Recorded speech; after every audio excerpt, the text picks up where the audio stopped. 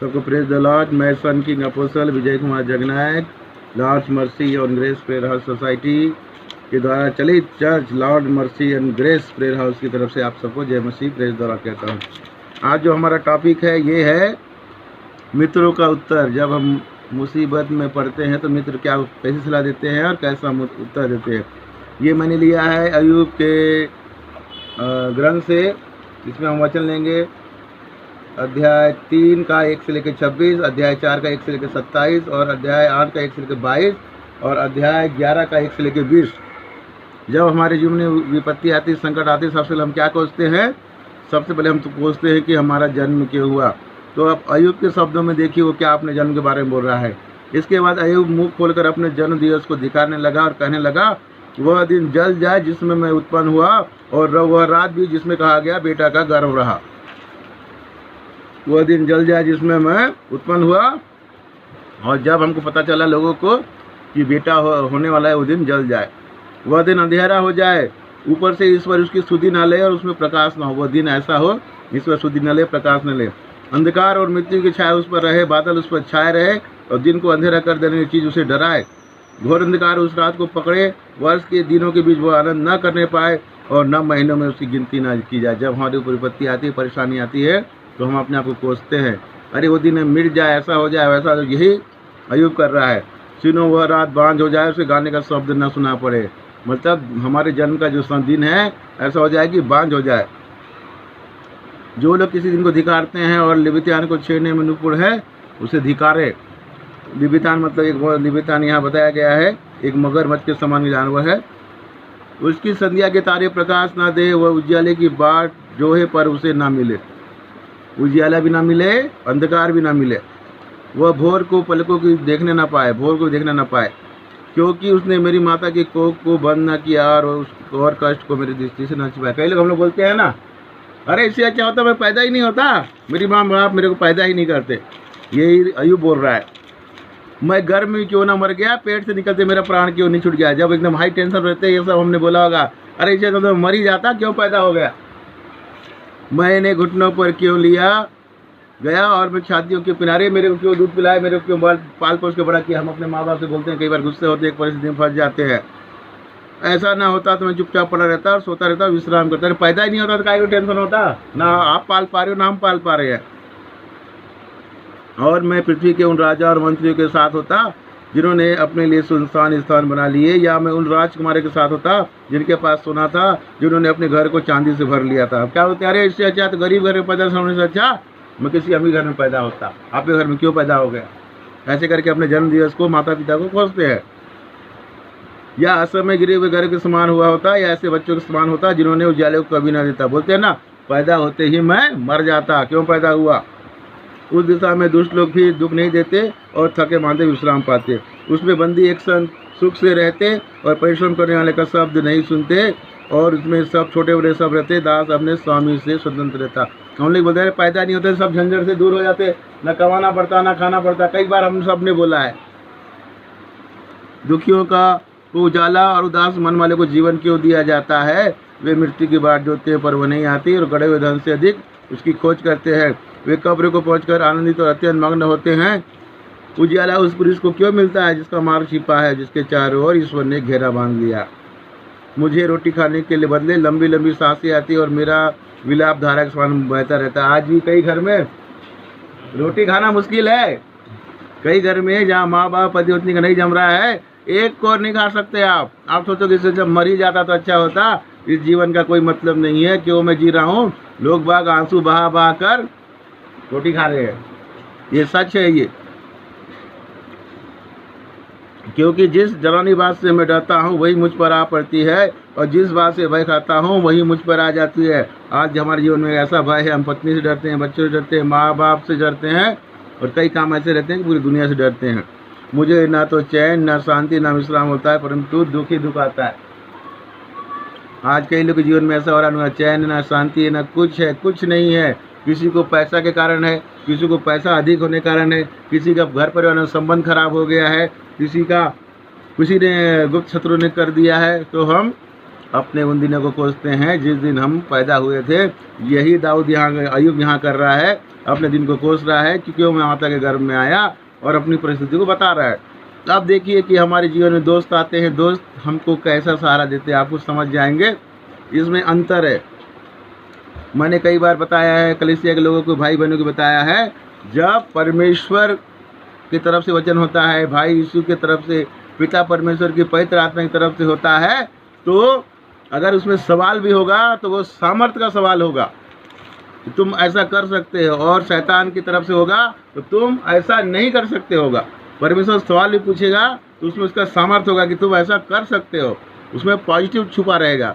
और शैतान क्या करेगा, आपकी योग्यता होते हुए भी आपको बोलेगा कि तुम ऐसा नहीं कर सकते। यहीं पर है उसके दोस्त। आपको ऐसा लगेगा, मेरे को पहले ऐसा लगता था जब मैं बाइबल नहीं जानता था, पवित्र आत्मा ने बताया नहीं था, कि अंतर यही है। जब आप इस वचनों को सुनेंगे तो ऐसा लगेगा कि ये तो सही बोल रहे हैं, गलत क्या है? गलत है वो क्वेश्चन मार्क। क्या ऐसा है? जैसे शैतान ने पूछा था ना हवा से, क्या ये बात सच है? उसी टोन में ये बात कर रहे हैं। तो इसके 3 दोस्त हैं, तो तीनों इससे क्या सवाल करते हैं उसी देखेंगे। आगे फिर वीडियो बनाऊंगा तो अलग बात करूंगा। तो एक का नाम है एल्पीज, दूसरे का नाम है बिलदद, और तीसरे का नाम है शोभकर। देखिए, जब आप ये वचनों को पढ़ेंगे तो आपको ऐसा लगेगा कि अरे इसके लिए तो बहुत भलाई की बात कर रहे हैं, लेकिन जब इसके अंदर जाएंगे तब आपको पता चलेगा कि वो भलाई नहीं कर रहे हैं, उसको गड्ढे में गिरा रहे हैं। तो पहला आता है उसका दोस्त एल्पीज, क्या बोल रहा है? अध्याय 4 से पढ़ूंगा। तब तेमानी एल्पीज ने कहा, यदि कोई तुझसे कहने लगे तो तुझे क्या बुरा लगेगा, परंतु बिना बोले कौन रह सकता है? देखिए कितना अच्छा लग रहा है ना। अरे भाई, तेरे को कुछ कोई बोलेगा तो तेरे को क्या बुरा लगेगा? बिना बोले कौन रह सकता है? क्या बोल रहा है? एक बार भी पढ़ता हूँ। यदि कोई तुझसे कुछ कहने लगे तो तुझे क्या बुरा लगेगा, परंतु बिना बोले कौन रह सकता है? देखिए क्वेश्चन आ गया कि बिना बोले कौन रह सकता है। लेकिन यहाँ ये बात है कि बोलना क्या है, ये भी सुनिए। सुनना क्या है, बोलना क्या है, कहना क्या है। इसने बोला अगर कोई दुखी है तो उसको आप शांति के वचन बोलोगे, जिसको चिढ़ाने के लिए उसके घाव को और मरहम नमक लगाओगे, क्या करोगे? अब देखिए ये क्या कैसे बोलता है। जब आप शुरू में सुनेंगे तो आपको ऐसा लगेगा तो बहुत अच्छा बोल रहा है, लेकिन जब मैं आपको समझाऊंगा तब आपको समझ में आएगा कि ये गलत बोल रहा है। सुन, तूने बहुतों को शिक्षा दी और निर्बलों को बलवंत किया। कैसा लग रहा है? आपको लग रहा है ना? एक बार फिर पढ़ता हूँ। सुन, तूने तो बहुतों को शिक्षा दी और निर्बलों को बलवंत किया है। गिरते हुए को तूने अपनी बातों से संभाल लिया और लड़खाते हुए लोगों को तूने बलवंत किया है। परंतु वह विपत्ति तुझ पर आ पड़ी है, तू क्यों निराश हो जाता है? उसने तुझे छुआ और तू क्यों घबरा उठता है? क्या परमेश्वर का भय तेरा आसरा नहीं है? क्या तेरी चाल चलन जो खरी है तेरी आशा नहीं है? क्या तुझे मालूम है कि कोई निर्दोष भी कभी नष्ट हुआ है, या कभी सज्जन भी काटे डाला गया है? मेरे देखने में तो जो पाप को जोतते हैं, दुख बोते हैं, वही उसको काटते हैं। वे परमेश्वर की श्वास से नष्ट होते हैं और उसके क्रोध के झोंके से ही भस्म हो जाते हैं। देखिए सुनने में कितना अच्छा लग रहा है ना। लेकिन क्या कर रहा है ये? इसको मजाक उड़ा रहा है, इसका उड़ाना दे रहा है। अब इसको मैं समझाता हूँ, समझिए क्या बोल रहा है।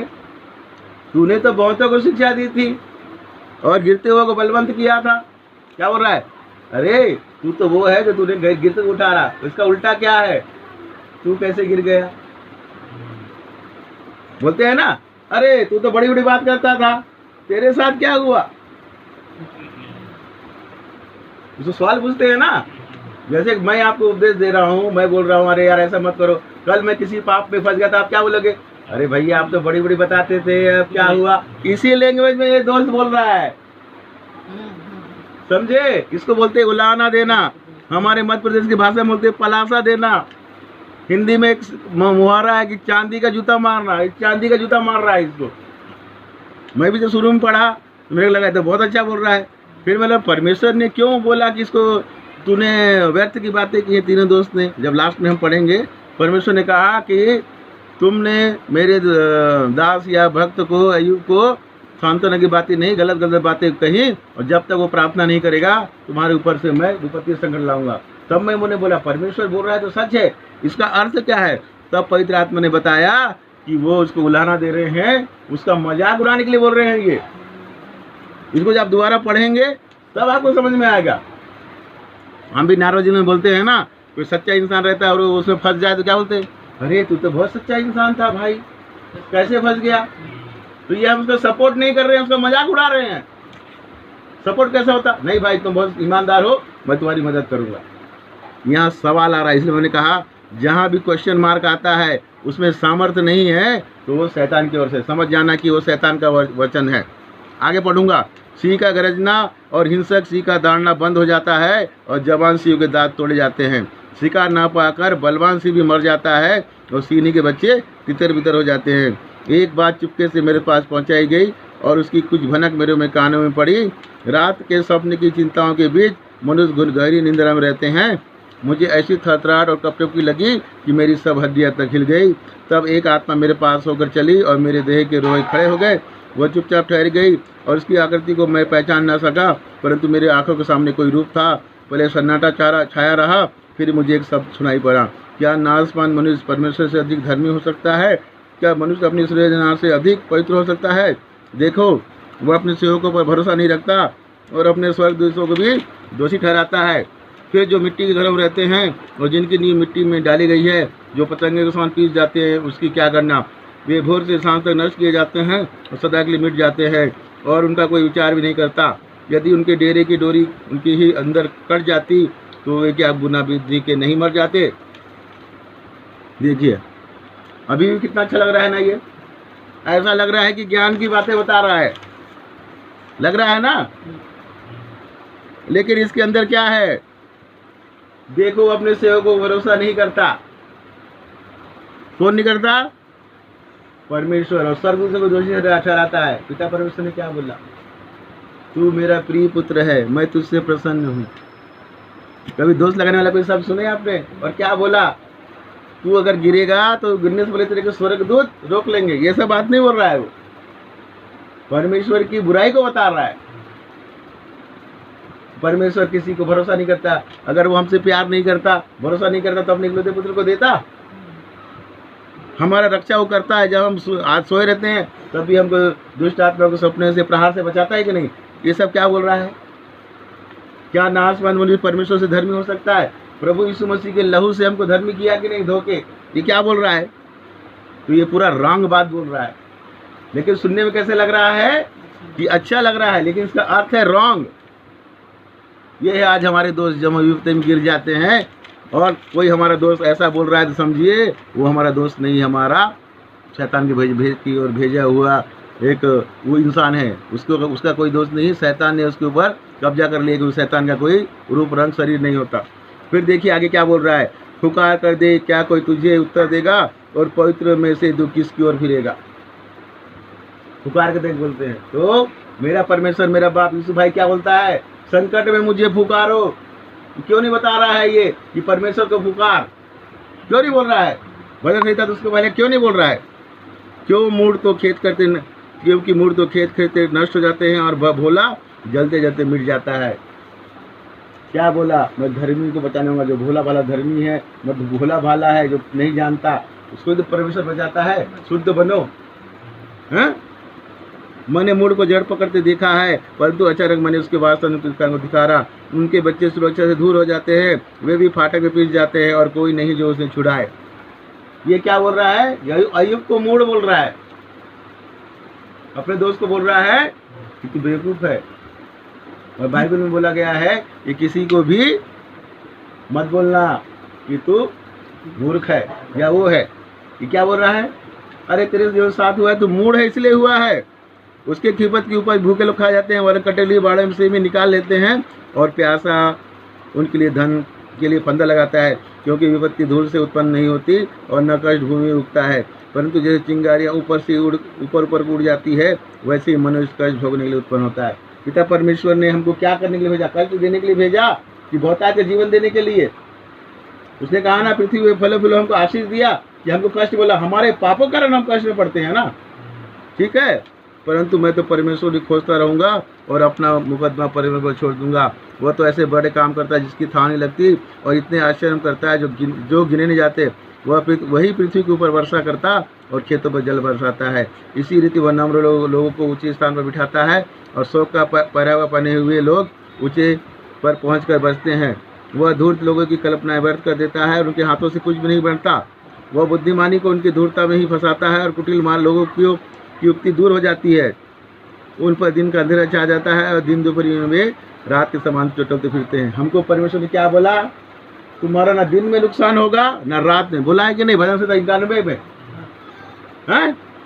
परंतु वह दरिद्रों को उनके वचन रूपी तलवार से, बलवानों को हाथ से बचाता है। इसलिए कंगालों को आशा होती है और कुटिल मनुष्य का मुंह बंद हो जाता है। देख क्या ही धन है वो मनुष्य जिसको परमेश्वर ताड़ना देता है। इसलिए तू सर्वशक्तिमान की ताड़ना को तुझ मत जानना, क्योंकि वो घायल भी वही करता है, पट्टी भी बांधता, वही मारता है और वही अपने हाथों से चंगा भी करता है।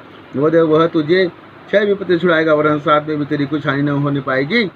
अकाल में वह तुझे मृत्यु से, युद्ध में तलवार की धार से बचा लेगा। तू वचन रूपी कोड़े से बचा रहेगा और जब विनाश आए तब तुझ में भय न होगा। तू विनाश और अकाल दोनों के दिनों में हंसमुख रहेगा और तुझे बने हुए जंतु से डर न लगेगा। वरन मैदान के पत्थर भी तुझसे वाचा बांधे रहेंगे और वन पशु तुझसे मेल रखेंगे। तुझे निश्चय होगा तेरा डेरा कुशल से है। जब तू अपने निवास में देखे तब कोई वस्तु खोई ना होगी। तुझे यह भी निश्चय होगा कि तेरे वंश बहुत वर्ष होंगे और मेरी संतान पृथ्वी के घास के तुल्य बहुत होगी। पृथ्वी के घास के तुल्य नहीं बोला हमको, क्या बोला? घास कटकर मुरझा जाती है। क्या बोला? बालू के किनकों के समान। परमेश्वर ने बालू के किनका क्यों बोला? देखिए ये पूरा वचन पढ़ा, आप लोगों को आज बोला होगा कितना अच्छी बात बोल रहा है, लेकिन हम छुपा के बोल रहा है। मैं एक बार फिर पढ़ता हूँ। तुझे यह भी निश्चय होगा कि तेरे बहुत वंश होंगे और तेरी संतान पृथ्वी के घास के तुल्य होगी। ये है अध्याय 5 का वचन, 25वां वचन। तुझे यह भी निश्चय होगा कि तेरे बहुत वंश होंगे और मेरी संतान पृथ्वी के घास के तुल्य बहुत होगी। फिर एक बार पढ़ता हूँ, समझिए इसको। तुझे यह भी निश्चय होगा कि तेरे बहुत वंश होंगे और मेरी संतान पृथ्वी के घास के तुल्य बहुत होगी। घास क्या होता है? प्रभु मेरे भाई यीशु मसीह ने क्या कहा? घास सुबह होती है और शाम को मुरझा जाती है और काट कर उसको जला देते हैं। कैसा आशीष दे रहा है ये? अरे हमारी संतान ऐसी होगी मतलब नष्ट हो जाएगी। पिता परमेश्वर ने अब्राहम को क्या बोला? भाई यीशु ने क्या बोला? कि मैं तेरा वंश तारों के समान करूंगा, तारे अनंत काल तक नाश नहीं होते। और क्या बोला? इतने हो जाएंगे कि बालू के किनकों के समान, समुद्र के रेत के समान। दुनिया खत्म हो जाएगी। दुनिया जब तक रहेगी तब तक रेत रहेगा, खत्म नहीं होता रेत। रेत को आप नष्ट नहीं कर सकते। और घास आज है कल भाड़ में धोख दी जाएगी। ये देखिए क्या बोल रहा है, ये दोस्त हैं शब्दों के अंदर। देखिए इसके अंदर इसका श्राप है, ये श्राप है। अगर आप किसी को बोलोगे, इस वचन को अगर बोल के पढ़ दिए, उस घर में श्राप आ जाएगा।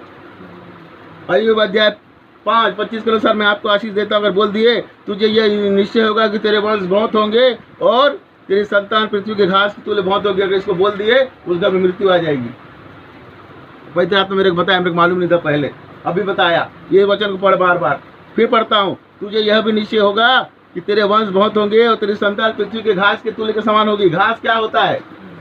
घास बहुत होता है, लेकिन उसको काट के जानवरों को खिला देते हैं, या सूख जाता है तो जला देते हैं। ये श्रापित वचन है, ये श्राप का वचन है। इसको पढ़ किसी को आशीष दे दोगे, उसके घर में उसका संतान बहुत होगा, लेकिन कोई जिंदा नहीं रहेगा, मरते जाएंगे। ये देखिए यहाँ छुपा हुआ है, ये श्राप है, बहुत भयंकर श्राप है। जानवर जैसे बच्चे पैदा होंगे लेकिन बचेंगे नहीं। तभी मैं बोला परमेश्वर ये तो पूरा वो वचन है, तो आपने कैसे उनको मैंने याद किया परमेश्वर से। मैं बोला बाप ये तो पूरा आशीष का वचन है। तो बोले तू पढ़, तेरे पता चलेगा, पवित्र आत्मा तेरे बताएगा। अब देखिए आप खुद समझिए, घास क्या होता है? कौन सा घास है जो हमेशा रहता है? कोई घास नहीं रहता, नष्ट हो जाता है वो। अरे दूबी को भी बोलते हैं, दूबी की जड़ खत्म नहीं होता, लेकिन जब उसको खोद के निकालोगे वो भी खत्म हो जाएगा। खत्म कर सकते हैं कि नहीं कर सकते? अगर उसको इसी काटे तो रहेगा, लेकिन अगर उखाड़ दो जड़ से, दूबी का जड़ भी खत्म है। बोलते हैं ना, कई लोग बोलते हैं कि मैं दूबी का जड़ खत्म नहीं होऊंगा, लेकिन जब उसको फाड़ो लेके खोदोगे खत्म हो जाएगा। और रेत को तुम नष्ट करके बताओ, अरे भूंजोगे चालोगे, वो खत्म ही नहीं होगा। इसलिए मेरे पिता परमेश्वर जो एक एक शब्द बोलता है वो अनमोल है। बालू के किनकों के समान करूंगा। वो क्यों नहीं बोला घास के समान करूंगा? क्योंकि मेरे पिता परमेश्वर को मालूम था घास आज है कल भाड़ में झोंक दी जाएगी।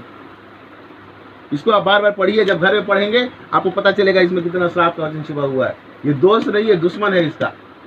तब पिता परमेश्वर ने बोला तुमने जो गलत काम किया है उसके मैं तुमको श्राप दूंगा और नहीं इससे प्रार्थना कराओ, नहीं तो तुमको नष्ट कर डालूंगा। आप पढ़ना इसको, ऐसा लगता है ये, इसको जब शुरू में पढ़ते हैं तो ऐसा लगता है ये बहुत आशीष की बात है, इसको समझा रहे हैं, लेकिन ये नहीं समझा रहे हैं, उसको साफ दे रहे हैं। फिर मैं पढ़ता हूँ, तुझे यह निश्चय होगा कि तेरे बहुत वंश होंगे और मेरी संतान पृथ्वी के घास के तुल्य बहुत होगी। आप लोग जो मेरे को सुन रहे हैं देख लीजिए, इसको इस वचन को पढ़िए, फिर एक बार पढ़ूंगा। अय्यूब का अध्याय 5 पद संख्या 25, तुझे यह निश्चय होगा कि तेरे बहुत वंश होंगे और मेरी संतान पृथ्वी की घास के तुल्य बहुत होगी। अब पढ़ लेना, इसमें पूरा साफ छुपा हुआ है। जैसे पुलियों को ढेर के समय खलिहान में रखा जाता है, वैसे ही तू पूरी आयु का होकर कब्र में पहुंचेगा। देखिए फिर श्राप बोल दिया इसने, श्राप बोल दिया। पुलियों को ढेर को रखते हैं, उसको क्या करते हैं? अरे जो धान का ढेरा लगाते हैं उसको क्या करते हैं बताइए? उसको मींजते हैं ना, किससे मींजते हैं? और उसको कौन चलाता है? बैला खुनता है, जानवर खुद रहा है, मींज रहे हैं। उसके बाद जो बच जाता है उसको क्या करते हैं? उसको रख दिए, बेच देते हैं, पका के खा जाते हो। फिर किसी को पका खा के उसका मतलब क्या? मौत हो गया ना उसका। और जो पैरा बचता है उसको जानवर खा के हक देता है, मौत हो गया ना। देखिए श्राप वचन फिर से पढ़ूंगा। जैसे पुलियों को ढेर समय खलिहान में रखा जाता है, वैसे ही तू पूरी आयु होगा कब्र में पहुंचेगा। ये श्राप है। किसी को बोलना उसको मर जाएगा वो। पुलिये धान के ढेर रखते हैं, देखो क्या आ रहा है, धान का ढेर को रखते हैं। अरे कितना दिन रहता है? महीना 2 महीना। उसके बाद उसको क्या करते हैं? मींजते हैं, जानवर खुनता है। उसके बाद उसको ला के रखते हैं या बेच देते हैं, उसको चावल बनाया जाता है। उसके बाद खा के हक देते हैं ना, तो बचा रहा वो खत्म हो गया। जो पैरा रहता है उसको जानवर खा के हक जाता है, तो भैया वो तो खुद नहीं बचा, तो कैसे तुम पे होगा? ये कैसे आशीष वचन है? हैं? देख हमने खोज कर ऐसा ही पाया, इसे तू सुन और अपने लाभ के लिए ध्यान रख। पूरा उसको बर्बाद करने के लिए बोल रहे हैं, पूरा बर्बादी है ये। अरे कितना से अच्छे से जो धान रहो पुली में रखोगे, 1 महीना 2 रखेगा, सुखाओगे, उसके बाद उसको मींजते हैं। मींजने के लिए मतलब जब आपके ऊपर, जैसे धान के ऊपर चलाया जाता है, आपके ऊपर जब विपत्ति संकट आती है तभी तो निकलता, अलग होता है अपने जड़ से। भाई इसको काटो। धान जिसमें लगा रहा उसका जड़ है, उसको जब उसको मुड़ते हैं मतलब आपको जड़ से अलग कर देगा, आपके घर परिवार से, दोस्तों से अलग कर देगा, विपत्ति में लगेगा, फिर आपको मींजेगा, आपको तड़पाएगा, बाद में पकाएगा। आग में पकाया जाता है ना, आग में पकाएगा, नरक में चले जाओगे आप, और मृत्यु उसको खा जाएगी। पैरा को कौन खाता है? या तो जला देते हैं, जलाते भी हैं, या जानवर खा के क्या कर देता है? हक देता है। तो ऐसा आशीष दोगे तो क्या होगा? समझ में आया? देखिए अब आपको समझ में आया होगा कि कितना इसमें भेद का बात चुका हुआ है। अब एक दोस्त और आ गया, उसका नाम है बिलद। अध्याय 8 में पढ़ूंगा। तब सूर्य बिलदल ने कहा, तू कब तक ऐसी बातें करता रहेगा और तेरी मुंह की बातें कब तक प्रचंड वायु सी रहेगी? क्या परमेश्वर अन्याय करता है? क्या सर्वशक्तिमान धर्म को उल्टा करता है? यदि तेरे बच्चों ने उसके विरुद्ध पाप किया है तो उसने उनके अपराध का फल भुगताया है। देखिए फिर यहाँ पे क्या बोल रहा है, सुनने में बड़ा अच्छा लग रहा है। कह रहे भैया तूने पाप किया, लेकिन क्या बोलता है परमेश्वर? तेरे पाप को मान ले, मैं तेरे को क्षमा करूंगा, तू मेरे पास आ जा। कई बार बुला रहा है ना, ये क्या बोल रहा है? तेरे बच्चे ने पाप किया तो परमेश्वर दिया। परमेश्वर का नेचर ऐसा नहीं है। फिर वो फंसा रहा है। तो फिर पढ़ता हूँ, देखिए क्या परमेश्वर अन्याय करता है? अध्याय 8 का 3रा वचन। क्या परमेश्वर अन्याय करता है? क्या सर्वशक्तिमान धर्म को उल्टा करता है? यदि तेरे बच्चों ने, 4था वचन, यदि तेरे बच्चों ने उसके विरुद्ध पाप किया है तो उसने उनको उनके अपराध का फल भुगताया है। परमेश्वर क्या बोलता है? तुम्हारे अपराध कैसे भी मेरे पास आओ, मुझसे मैं क्षमा कर दूंगा। तो भी यदि तू परमेश्वर को यत्न ढूंढता और सर्वशक्तिमान परमेश्वर गिरकर विनती करता, यदि तू निर्मल और धर्मी रहता, तो वह निश्चय तेरे लिए जागता और तेरी धार्मिकता का निवास फिर का जेब का तेहो कर देता। देखिए फिर फंसा रहा है। परमेश्वर क्या बोला? तुम्हारे पाप कैसे भी मेरे पास आ जाओ, मेरे पास बुलाता है। क्या बोल रहा है? यदि तू निर्मल और धर्मी होता। तो प्रभु यीशु मसीह मेरा भाई क्या बोला? मैं पापियों के लिए आया हूँ, धर्मी के लिए नहीं आया हूँ। फंसा दिया ना। फिर झूठा धार्मिकता बता रहा है। अगर तू अच्छे से बाइबल पढ़ता, अच्छे से वो करता, सब अच्छे से मानता, तेरे को साथ क्यों होता? तू तो पापी है। प्रभु यीशु मसीह क्या बोला, मैं किसी पे दोष नहीं लगाता, स्वर्ग का राज निकट है, मन फिराओ, पछताव करो। ये क्या बोल रहा है? फिर पढ़ता हूँ 5वां वचन अध्याय के 5, यदि तू अपने आप को परमेश्वर से ढूंढता और सर्वशक्तिमान से गिरकर विनती करता और यदि तू निर्मल और धर्मी रहता तो वो निश्चय तेरे लिए जागता और तेरी धार्मिकता फिर ज्यों का त्यों कर देता। तो लूका के अध्याय 15 या 18 में क्या नहीं रहा, शायद 15 ही है। प्रभु यीशु मसीह क्या बोलता है, मैं 99 को छोड़कर एक खोई हुई भेड़ को ढूंढने आता हूँ। हमको परमेश्वर के पास जाने की जरूरत नहीं है, वो खुद हमारे पास आ रहा है। आप जा सकते हैं परमेश्वर उसको स्वर्ग स्थान जा सकते हो? नहीं जा सकते। ये फिर वही सब, ये सब शापित वचन है। आगे पढ़ेंगे, चाहे तेरा भाग पहले से छोटा ही हो परंतु अंत में तेरी बहुत बढ़ती होगी। पिछली पीढ़ी के लोगों से तो पूछ और जो कुछ उसके पुरखों ने जांच पड़ताल की उस पर ध्यान लगा दे, क्योंकि हम तो कल ही के हैं और कुछ भी नहीं जानते और पृथ्वी पर हमारे दिन छाए के समान बीतते जाते हैं। क्या लोग तुझसे शिक्षा की बातें ना कहेंगे? क्या वे अपने मन से बात न निकालेंगे? क्या कचार की घास बिना पानी के बढ़ सकती है? और क्या सरकटा जल बिना बहता है? चाहे वो हरी हो और काटी बिना गई हो तो भी वह सब की भांति की घास समान पहले ही सूख जाती है। देखिए, अगर कचार में घास है तो सूख नहीं सकता। कचार जलना पानी का स्थान है। गलत बता रहा है। पानी के किनारे कोई भी चीज नहीं सूख सकता, घास तो बिल्कुल नहीं सूख सकता। परमेश्वर के सब विसरने वाले को ऐसी गति होती है और भक्ति इनकी आशा टूट जाती है। उसकी आशा का मूल कट जाता है और जिसका वह भरोसा करता है वह मकड़ी का जाला से ठहरता है। चाहे वह अपने घर पर भरोसा रखे परंतु वह न ठहरेगा और वह उसे दृढ़ता से सामने रहेगा परंतु वह स्थिर न रहेगा। वह धूप पाकर हरा भरा हो जाता है और उसकी डालियां बगीचे के चारों ओर फैलती हैं। धूप में कोई हरा भरा होता है क्या? फिर गलत वचन बोल रहा है। उसकी जड़ कंकड़ों के ढेर में लिपटी रहती है और वह पत्थर के स्थान को देख लेता है, परंतु जब वह अपने स्थान से नष्ट किया जाए तब वह स्थान उससे यह कहकर मुंह मोड़ लेगी कि मैंने तुझे कभी देखा ही नहीं। देख, उसकी आनंद भरी चाल है, फिर इसी मिट्टी में से दूसरे उगेंगे। देख, परमेश्वर ने तो खरे मनुष्य को निकम्मा जार कर छोड़ देता है और बुराई करने वाले को संभालता है। देखो, फिर उल्टा बात बोल रहा है। अध्याय 8 का, देख, परमेश्वर ने तो खरे मनुष्य को निकम्मा जानकर छोड़ दिया है और न बुराई करने वाले को संभालता है। खरे मनुष्य को परमेश्वर कभी नहीं छोड़ता। क्या बोला है बार, तू खराई से चल, खरे काम कर। तो क्या बोल रहा है, देख, परमेश्वर ने तो खरे मनुष्य को निकम्मा जानकर छोड़ दिया है। गलत वचन बोल रहा है। और न बुराई करने वाले को संभालता है। न बुराई करने वाले को संभालता है। जो बुराई करता है उसको संभालता है कि जो बुराई नहीं करता है उसको संभालता है? ये क्या बोल रहा है, न बुराई करने वाले को संभालता है। देख, परमेश्वर ने तो खरे मनुष्य को निकम्मा जान के छोड़ दिया। परमेश्वर क्या बोलता है, खराई से चलो, खराई से काम करो, मैं तुमको नहीं छोड़ूंगा बोलता है। और न बुराई करने वाले को संभालता है। अगर जो बुराई करता भी है उसको मान लेता तो उसको संभालता है। बुराई मतलब पाप। अगर पाप करोगे उसको मानोगे तो संभालेगा। वह तो तुझे हंसमुख करेगा, तुझसे जय जयकार करवाएगा, तेरी बेरी लज्जा का वस्त्र पहनेंगे और दुष्टों का डेरा कहीं न रहने पाएगा। ऐसे इस वचन बोल रहे हैं इसको।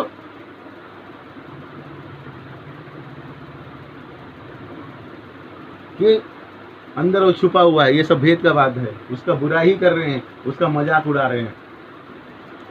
इतना समझने के बाद क्या बोल रहा है, दुनिया भर का श्राप दे दिया, उसका बोल रहा है परमेश्वर तेरे को हंसमुख करेगा।